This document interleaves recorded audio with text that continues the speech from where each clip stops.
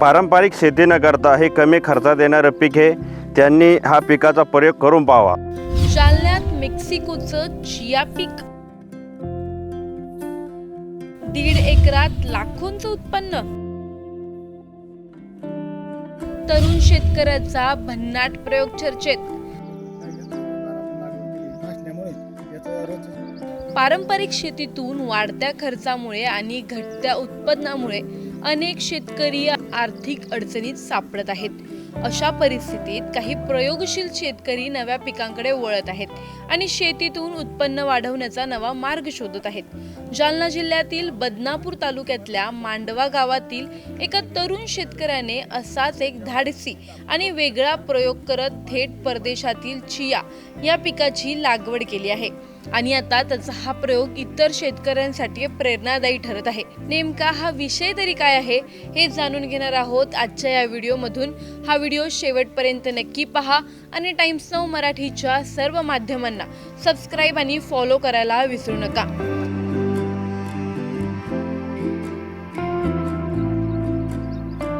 जालना जिल्ह्यातील मांडवा गावातील नारायण अंकुशराव चंद पाटील या तरुण शेतकऱ्याने पारंपरिक शेतीच्या चौकटी बाहेर जाऊन चिया म्हणजे आपलं चिया सीड्स हो, या परदेशी पिकाची लागवड केली आहे.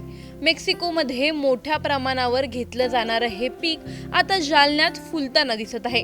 नारायण पाटील यांनी आपल्या 1.5 एकर शेतात चिया पिकाचा प्रयोग केला आहे. विशेष म्हणजे या पिकासाठी एकरी केवळ सुमारे 2 किलो बियाण्याची आवश्यकता असते आणि बियाण्याचा खर्च साधारण 15,000 रुपयांच्या आसपास येतो. म्हणजेच कमी गुंतवणुकीत हे पीक घेतलं जाऊ शकतं, ही त्याची मोठी जमेची बाजू आहे. या पिकातून एकरी सुमारे 6 ते 7 क्विंटल उत्पादन मिळण्याची अपेक्षा आहे. सध्याच्या बाजारभावाचा विचार केला तर या उत्पादनातून एकरी 1.25 लाख रुपयांपर्यंत उत्पन्न मिळू शकतं. पारंपरिक पिकांच्या तुलनेत हा नफा अधिक असल्याने चिया पीक शेतकऱ्यांसाठी फायदेशीर पर्याय ठरू शकतो, अशी चर्चा आता रंगू लागली आहे. चिया बियांची मागणी बाजारात झपाट्याने वाढत आहे, कारण या बियांमध्ये प्रोटीन, फायबर, कॅल्शियम आणि ओमेगा 3 फॅटी ॲसिड सारखे पोषक घटक मुबलक प्रमाणात आढळतात. त्यामुळे या बियांचा वापर आरोग्यपूरक आहारात, आयुर्वेदिक औषधांमध्ये आणि उन्हाळ्यातील पेयांमध्ये मोठ्या प्रमाणावर केला जातो. सध्या महाराष्ट्रातील वाशिम आणि मध्य प्रदेशातील इंदोर येथे या पिकांची प्रमुख बाजारपेठ उपलब्ध आहे. मात्र जालना जिल्ह्यात अजूनही या पिकाची लागवड करणारे शेतकरी फारच कमी आहेत. त्यामुळे भविष्यात या पिकासाठी मोठी संधी उपलब्ध होऊ शकते असा अंदाज व्यक्त केला जात आहे. नारायण पाटील यांचा हा प्रयोग केवळ त्यांच्या स्वतःपुरता मर्यादित नसून इतर शेतकऱ्यांसाठीही मार्गदर्शक ठरत आहे.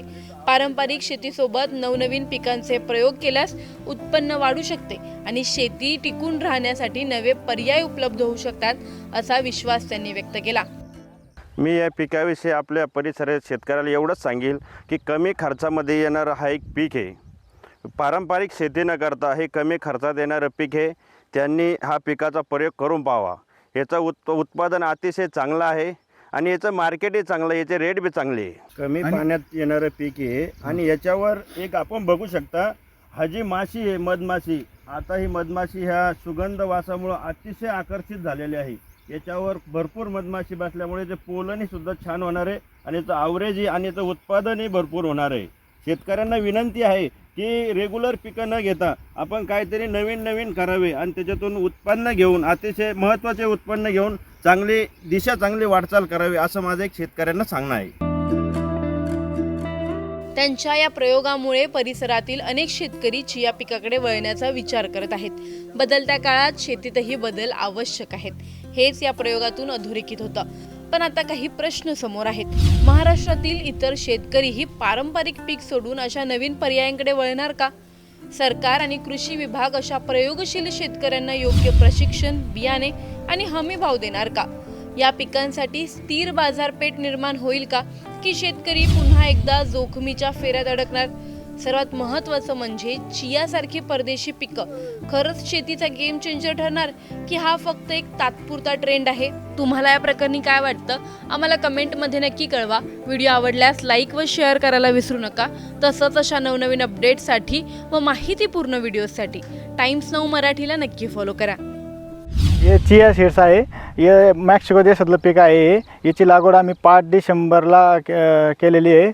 याला एकरी बियाणे 2 किलो लागतं आणि याचं खत व्यवस्थापन झालं म्हणलं कमी खर्चात जास्त उत्पन्न देणारं पीक आहे आणि याचं फवारणी खर्चही कमी आहे आणि याचं मार्केट म्हणलं तर वाशिम आणि MP इंदूरमध्ये आहे.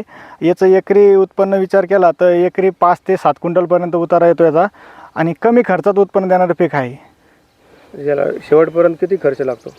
एक 15,000पर्यंत खर्च येईल आणि आता त्याला उत्पन्न किती होऊ शकतं? 7 क्विंटलपर्यंत उतारा येऊ शकतो आणि याचा बाजारभाव विचार केला तर 18,000 ते 25,000पर्यंत मार्केट आहे याचं. हे घरगुती वापरामध्ये कशामध्ये वापरले जाते? हे घरगुतीमध्ये वापराचं ठरलं त्याचं याच्यामध्ये भरपूर प्रमाणात कॅल्शियम असल्यामुळे याच्यामध्ये आपण रोजची ना याचा खाण्या याच्यामध्ये उपयोग करू शकतो. जसं शरबत बनवण्यासाठी याचा उपयोग केला जातो आणि आयुर्वेदिकमध्ये याचा जास्त उपयोग केला जातो. जिल्ह्यामध्ये किती शेतकऱ्यांनी केला असेल हे? जे बदनापूर तालुक्यात विचार केला तर 17-10 शेतकरी आहे.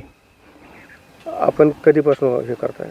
माझं पहिलंच वर्ष आहे याचं लागवड करण्याची. किती उत्पन्न निघू शकतं आपल्याला आता? याचं एकरी आपण 10 ते 12 क्विंटल पकडलं. किती एकरमध्ये? 1.5 एकरमध्ये आपली लागवड याची. मार्केट वाशिमला आहे पण वाशिमपेक्षा इंदूरला मोठं मार्केट आहे याचं. आपल्या जालना जिल्ह्यात मार्केट नाही याचं. काय नाव आपलं? नारायण अंकुशचंद, राहणार मांडवा, तालुका बदनापूर, जिल्हा जालना.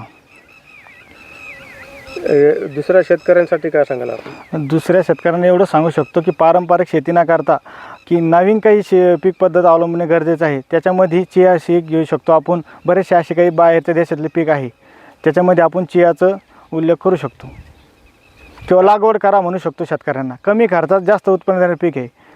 मी या पिकाविषयी आपल्या परिसरात शेतकऱ्याला एवढंच सांगेल की कमी खर्चामध्ये येणारं हा एक पीक आहे.